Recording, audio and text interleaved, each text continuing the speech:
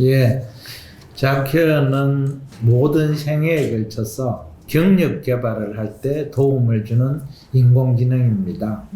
과거에는 우리 상담사들이 도움을 받도록 설계를 했었는데 금년 3월부터 일반 국민 청소년들도 집에서 누구나 이제 활용할 수 있도록 했고요. 주로 이제 어떤 직업을 선택을 할 때 고민되는 여러 가지들, 이 직업이 이제 어떤 일을 하는지, 어떤 훈련, 자격, 전공을 하면 좋은지, 취업을 하면은 월급이나 근무 조건 어떤지, 그런 것들을 종합해서 인공지능이 가이드해 준다. 그렇게 생각하면 되겠습니다. 상담원용은 상담원들만 사용할 수 있고, 일반 국민들은 사용 자체가 이제 막혀 있었죠. 직업을 선택하고 이렇게 하는 거가 사실은 상담사의 도움이 없이 직접 이제 혼자 그것을 보게 되면은 잘못된 해석을 할 수도 있고 그렇잖아요. 그래서 초기에 우리가 개발했을 때는 일부 오류도 많고 해가지고 상담원용으로 테스트 기간을 많이 거친 거죠. 이제 성능이 많이 향상이 되었고 대국민용으로 1년 동안 준비해서 추가로 이제 오픈하게 된 겁니다. 내용에는 큰 차이가 없는데 성능이 좀 고도화됐고 사용하기가 간편해졌다 이렇게 이해하면 되겠습니다. 자케어의 장단점과 챗GPT 장단점 그런 것들을 이제 검토를 하고 있는 중입니다. 쉽게 말하면은 실시간 정보, 정확한 정보 같은 것은 자케어가 훨씬 이제 성능이 좋다 그럴까요?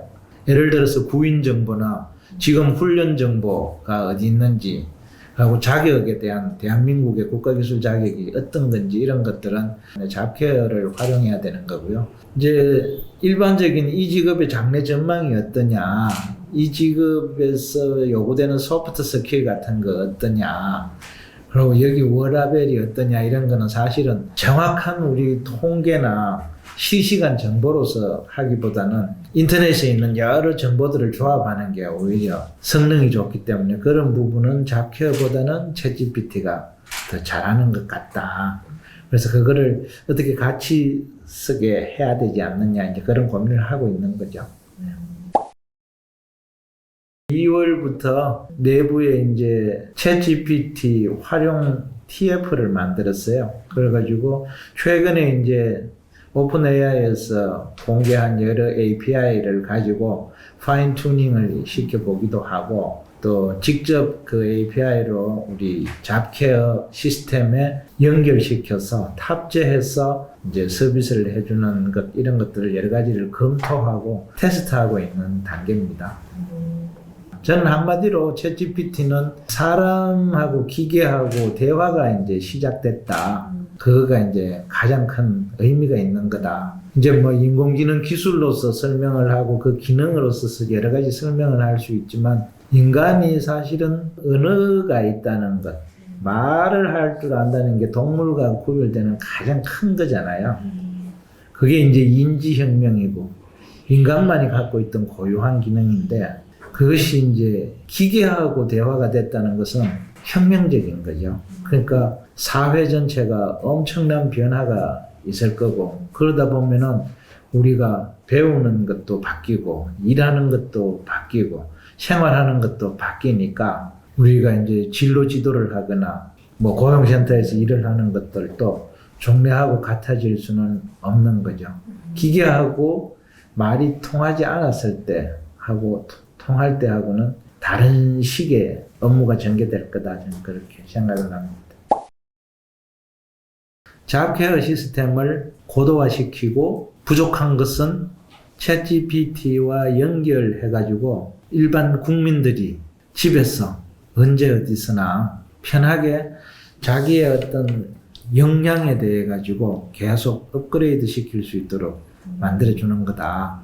그렇게 하기 위해서는 질문을 잘하는 방법, 뭐 이런 것들을 매뉴얼화 해가지고 그 역량과 관련된 이런 질문, 뭐 표준 질문서라 그럴까요? 그런 것들을 매뉴얼로 이렇게 제공하면은 도움이 되겠다. 그런 생각을. 그래서 국민 개개인들이 자기 주도적으로 모든 분야에 융합적인 지식을 빠르게 습득하고 재생산하고 재전파하면은 그게 이제 우리나라 전체의 역량도 커지고 국민 개인도 더 행복해지고 고용정보원의 일은 과거에 우리가 직업을 연구하고 매뉴얼을 만들어 갖고 상담 이렇게 했던 그런 방식을 자기주도식으로 바꾸어가는 그런 계획들을 가지고 있습니다. 친구가 되려면은 말이 통해야 되니까 말이 통하면은 친구가 되는 거죠. 근데 말도 단순한 일상 대화가 아니라 굉장히 높은 수준의 지적 대화까지 하고 정서적 교감까지도 이렇게 느낄 정도로 이제 착각을 할 정도로 이제 그렇게 성능이 고도화되니까 챗GPT하고 같이 생활하고 같이 학습하고 또 거꾸로 기계를 인간이 다시 더 학습시켜 주기도 하고 그런 의미에서 친구가 된다. 이제 그런 얘기를 하는 거죠. 지금 많은 사람들은 인공지능 비서를 옆에 두게 됐다 이런 표현을 하는데 비서는 사실 일할 때만 필요하지 비서하고 친구를 하지는 않잖아요. 그러니까 우리 생활, 사회 전반에 미치는 영향이 크다는 점에서는 비서이고 친구이고 스승이고 제자이고 뭐 그런 의미에서 챗GPT가 대화식이다 보니까 묻고 답하고 하니까 답은 기계가 하고 질문은 사람이 하니까 질문하는 역량이 엄청 중요할 수밖에 없죠. 두 번째 중요한 거는 답을 검토할 수 있는 역량이 필요한 거고 질문을 잘한다는 역량은 사실은 문제의식이 있어야 되잖아요. 문제를 내는 거잖아요. 문제를 내려면 문제의식이 있어야 되고 문제의식을 가지려면은 기존의 어떤 정형화된 루틴한 그런 지식, 암기한 지식 그런 걸로는 질문을 할 수가 없어요. 궁금한 게 없죠. 누가 물으면 답하려고 준비한 사람하고 항상 호기심을 가지고 새로운 걸 탐구하고 의문을 갖고 창의적으로 이제 교육을 받고 생각하고 깊이 사색하는 사람들 그런 사람들이 새로운 질문, 창의적인 질문을 하는 거죠. 그러니까 일반적인 질문을 하면은 답변도 일반적인 게 나오는 것이고 창의적인 질문을 하면 창의적인 답변이 나올 수가 있는 거죠.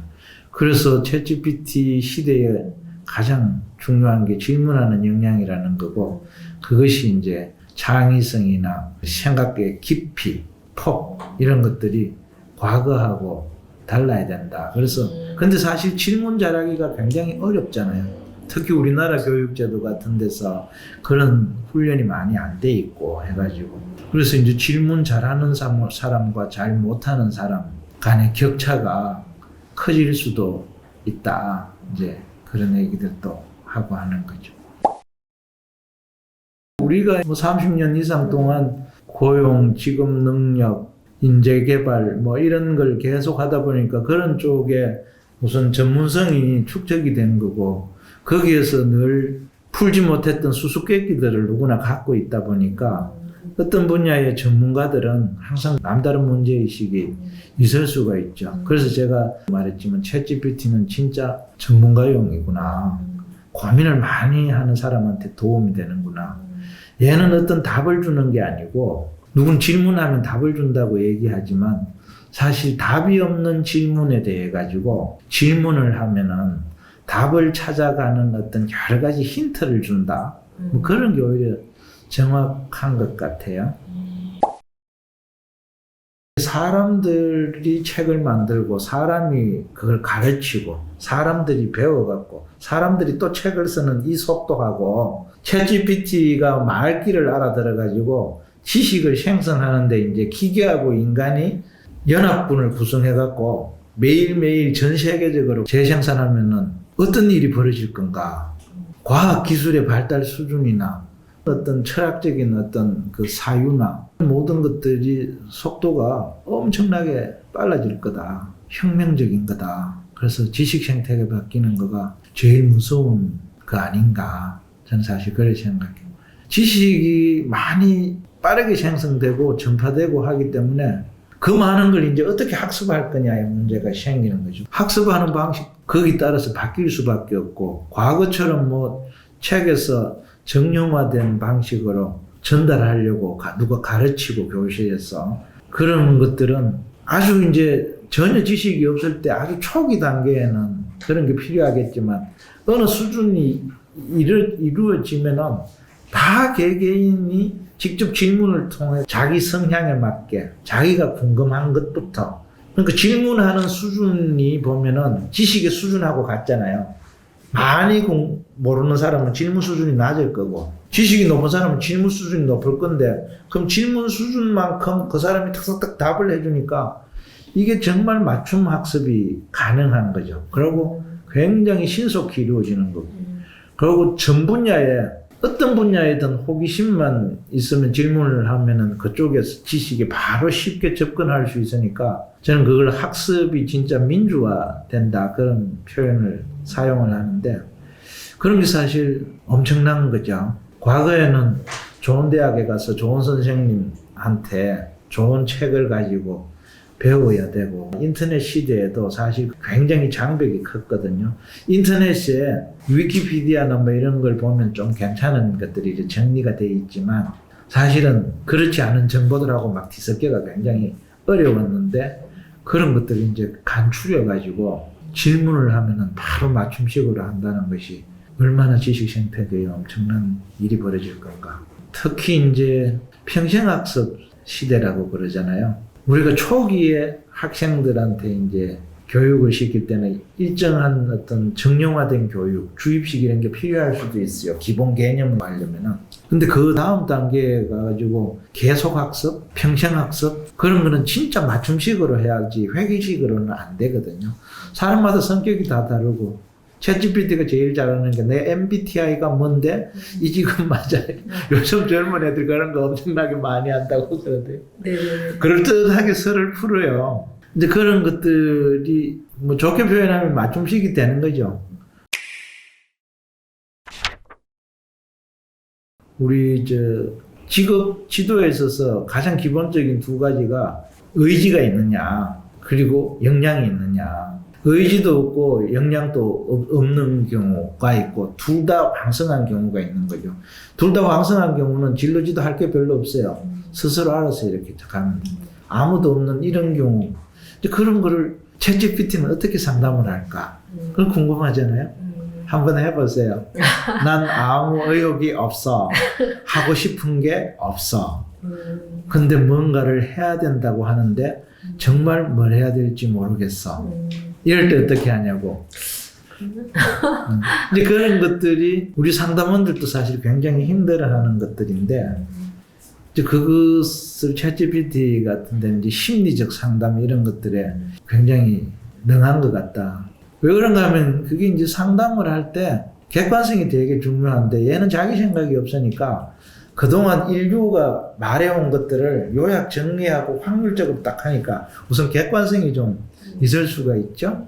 그리고 흥분하면 안 되잖아요. 객관적으로 그걸 보고 차분하게 대안을 이제 제시한다는 그런 점에서 어떻게 보면 너무나 뻔한 얘기인데 심리적으로 이제 위안이 될 수도 있고 용기가 될 수도 있고 바른 길을 이렇게 제시하는 것 같기도 하고 그런 점에서 우리가 풀지 못한 수수께끼들을 이런데 물어보면 도움이 된다. 우리 직업 상담과 관련해서 그런 걸 이제 많이 활용을 한다면은 일단 어떤 직업에 내가 이게 잘할 수 있을지 자신감이 없는 그런 청년들한테 격려해주는 영상을 만들어줄 수도 있고요. 짧은 동영상. 그리고 격려해주는 어떤 그림 같은 거. 그 직업의 세계가 얼마나 이제 좋은지. 힘들 때 격려해주는 그림도 그릴 수도 있고 그런 어떤 영상이든 그림이든 글짓기든 그런 거를 곁들여 가지고 상담을 하면 참 좋겠다. 우리 상담원들한테 이제 그런 권장을 하는데 그까지 하려면 상담사가 챗GPT가 상담사를 대체하는 게 아니고요. 상담사 해야 될 일이 이제 엄청나게 늘어나는 거죠. 챗GPT를 활용해 가지고 더 상담을 고객의 감동을 줄 수 있도록 하려면은 상담사가 더 바빠질 것 같아요. 챗GPT가 사람하고 기계하고 대화가 가능해졌다는 이게 이제 제일 큰 의미고, 그러다 보니까 우리가 일하는 방식들이 전에는 사람 따로 기계 따로 했는데 같이 해야 되잖아요. 그러면 어떤 역량이 필요하냐? 인공지능 리터러시라고도 이제 표현을 하는데, 기계 협업, 인간 간의 협업이 과거에는 중요해졌지만 이제는 기계 협업이 굉장히 중요하고, 그리고 학습도 자기주도적인 학습, 맞춤 학습 이런 식으로 간다면은 고용센터는 그럼 뭘 해줘야 되느냐? 우선 기계하고 협업할 수 있는 역량과 소프트 스킬 이런 거가 다 이제 인공지능 리터러시 같은 그런 역량을 키워주고, 질문을 잘할 수 있도록 하는 어떤 창의성, 문제 해결력 같은 소프트 스킬 이런 거가 기술이나 지식을 주는 하드 스킬을 가르치는 것보다 더 중요해지지 않겠냐. 비중이 커진다는 거죠. 상대적인 비중이. 그리고 상담을 하더라도 지금은 상담원들이 이제 청년들이 오면은 의욕과 역량이 어떤지 진단을 하고, 거기 맞춤식으로 이제 유형별 맞춤식이라고 해요. 의욕은 있는데 역량이 떨어지면 훈련을 받으면 되겠다. 역량은 있는데 의욕이 없다. 그러면은 집단 상담 프로그램으로 해갖고 자신감 이런 걸 키워주면 되겠다. 뭐 이런 식으로 개개인 맞춤식이라기보다 일정한 유형을 나눠갖고 거기에 따라가 프로그램을 이렇게 제공하는 방식인데, 지금은 청년들도 집에서 이제 챗GPT로 다 스스로 궁금한 걸 질문을 해보고 올 수 있잖아요. 그러면은 먼저 너가 궁금한 게 뭐냐, 너의 약점이 뭐냐, 너가 하고 싶은 게 뭐냐, 관심사, 잘하는 것 이런 것을 스스로 질문하게 하고 답변을 그것을 받도록 하고, 거기에 대한 해석을 같이 하고, 그렇게 하면은 이제 구직자가 자기주도적으로 뭔가 하도록 하려면은 상담사가 퍼실리테이터로 바뀌어야 된다. 전에는 상담사가 구직자보다 항상 더 많이 알고 더 우위에서 했는데, 그렇게 했을 때는 유형별 서비스를 제공할 때는 가능해요. 근데 초개인화 맞춤식으로 할 때는 퍼실리테이터로 물러앉아야지, 처음부터 그렇게 하는 거가 바람직하지도 않고 불가능할 거다. 그래서 이제 먼저 상담하기 전에 궁금한 게 뭔지 잡케어에 가서 이런 걸 찾아봐라. 그리고 요거는 챗GPT한테 물어봐도 좋아. 그러니까 질문지 같은, 뭘 질문해야 될지 모를 때 이런 질문을 먼저 해봐 하고 질문하는 방법을 먼저 알려주고, 질문을 해보니 이런 게 나왔는데 그건 생각해. 그럼 다시 이런 질문을 해보자. 그러면서 자꾸 그 사람이 스스로 어떻게 문제를 풀어갈 수 있는 역량, 그게 이제 문제 해결 역량이고, 스스로 학습을 해갈 수 있는 역량, 그러니까 자기주도성을 키워주는 거가 이제 고용센터가 해야 될 핵심 역량이다. 그런 얘기를 하죠.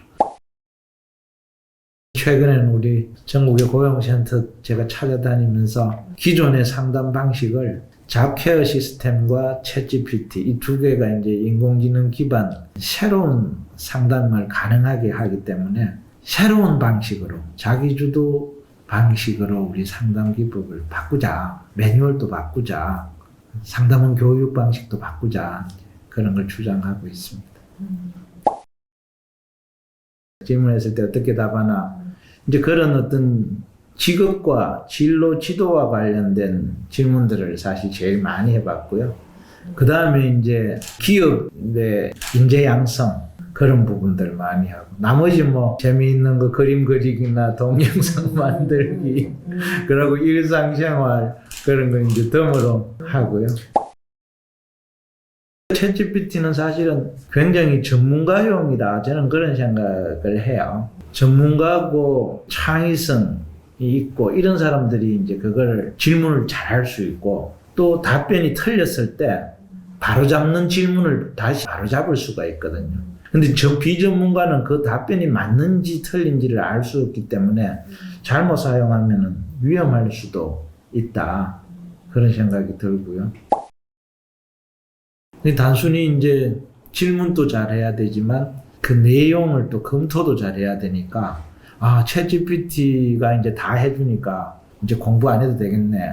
그거는 이제 정반대죠. 그거를 검토하려면은 훨씬 더 깊은 전문성이 있는 사람만이 검토할 수 있으니까 챗GPT가 말하는 것을 참말인지 거짓말인지를 알아낼 수 있을 정도로 인간의 역량이 향상되지 않고 챗GPT한테 또 훨씬 창의적인 질문을 일반적인 챗GPT도 질문서를 만들 줄 알아요. 인간만큼 창의적으로 만들지 못하죠. 근데 답은 인간만큼 잘하는 것 같아요.